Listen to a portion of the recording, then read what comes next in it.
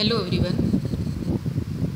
BSc part 3 के solid state physics के अंतर्गत आज हम पढ़ेंगे हॉल इफ़ेक्ट इन सेमीकंडक्टर। पिछले वीडियो लेक्चर में हमने हॉल इफ़ेक्ट के बारे में पढ़ा है कि अगर किसी स्पेसिमेन में एक्स डायरेक्शन में करंट फ्लो की जाए और वाई डायरेक्शन में मैग्नेटिक फील्ड प्रोड्यूस किया जाए तो इन दोनों के प्लेन के परपेंडिकुलर डायरेक्शन में इलेक्ट्रिक फील्ड प्रोड्यूस होता है और साम्य अवस्था में इलेक्ट्रिक फील्ड जो है उसको हॉल इलेक्ट्रिक फील्ड कहा जाता है। आज हम हॉल इफ़ेक्ट इन सेमीकंडक्टर के बारे में पढ़ेंगे। सेमीकंडक्टर में दो तरीके के चार्ज कैरियर होते हैं, इलेक्ट्रॉन और होल। और जो करंट फ्लो हो रही है सेमीकंडक्टर में एक्स डायरेक्शन में, then current density Jx is equal to E N mu E plus E P mu H और मल्टीप्लाइड बाई ई एक्स, जहाँ पे म्यू ई जो है वो मोबिलिटी है इलेक्ट्रॉन्स के लिए और म्यू एच है मोबिलिटी है होल्स के लिए, और जो उनकी टिप्ड वेलोसिटी से रिलेटेड की गई है। और ये जो है मोबिलिटी ऑफ इलेक्ट्रॉन और होल्स हैं, और वी ई एक्स और वी एच एक्स जो है टिप्ड वेलोसिटी ऑफ इलेक्ट्रॉन्स और होल के लिए है। If a magnetic field B Z is applied in Z direction on the charge carriers, then the electrons and holes will move in the opposite direction along y-axis so that an electric field will be produced in y direction. In a steady state, the induced electric field EH will make the Lorentz force on electrons and holes zero.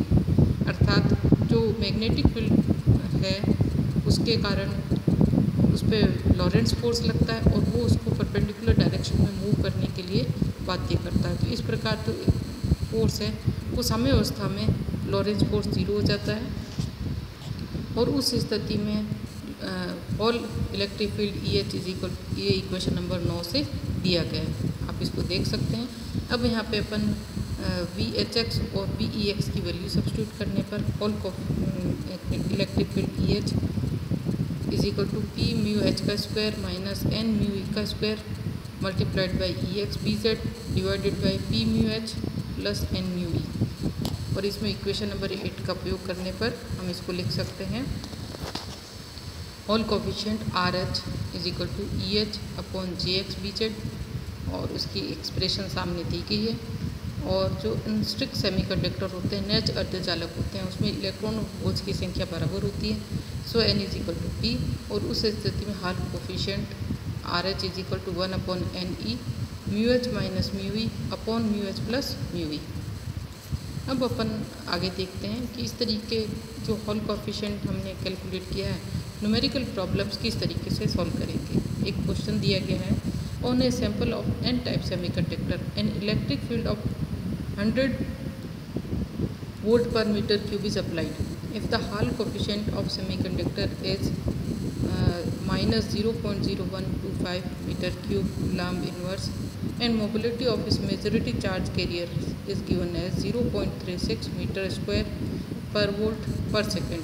Then find the current density in the sample. तो सबसे पहले हमें given जो चीज़ें हैं उनको लिखेंगे। तो हमें दिया गया है हॉल कोफिशिएंट, और जो एन टाइप सेमीकंडक्टर है उसके लिए नेगेटिव है, यानी जो चार्ज कैरियर है वो इलेक्ट्रॉन्स है। इसकी वैल्यू जो है वो minus 0.0125 metre cube per coulomb दी गई है। और क्योंकि हम जानते हैं R H is equal to 1 upon N cube, Q हमें 1.6 into 10⁻⁹ coulomb, then number density of majority carrier N is equal to 1 upon R H cube. R H और क्यू की वैल्यू रखने पर हमें सॉल्व करते हैं तो जो number density of charge carriers या number density of majority charge carriers या number density of electrons is equal to 5 into 10⁻20 electron per metre cube. Now we have to calculate current density. Current density J is equal to N E mu E. यहाँ पे holes को के कारण current को neglect कर दिया गया है। म्यू की वैल्यू हमें दी गई है 0.36 मीटर स्क्वायर पर वोल्ट पर सेकेंड। ई दिया गया है, इलेक्ट्रॉन्स का चार्ज हमें पता है। तो सॉल्व करने पर जो करंट डेंसिटी है वो 2800 एम्पियर पर मीटर स्क्वायर प्राप्त होती है। तो इस तरीके से जो है हॉल कोफिशिएंट्स की सहायता से हम करंट डेंसिटी ज्ञात कर सकते हैं। इसी तरीका एक दूसरा एग्जांपल लेते हैं।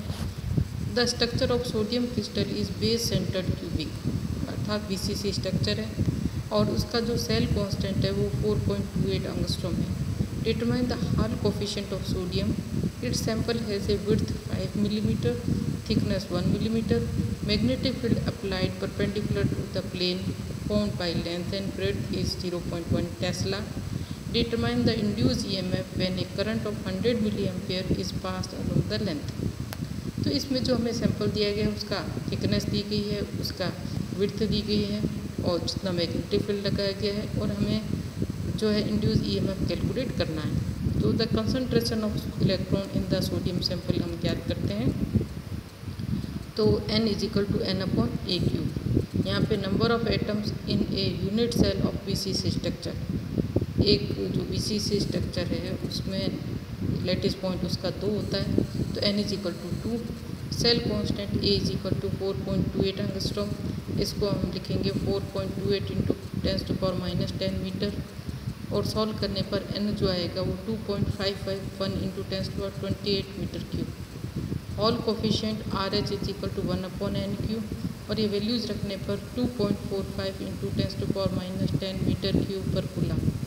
Current density along the length Jx = I/Bt और I की वैल्यू है 100 × 10⁻³ upon 5 × 10⁻³ × 10⁻³ and solving then we get 2 × 10⁴ ampere per meter square.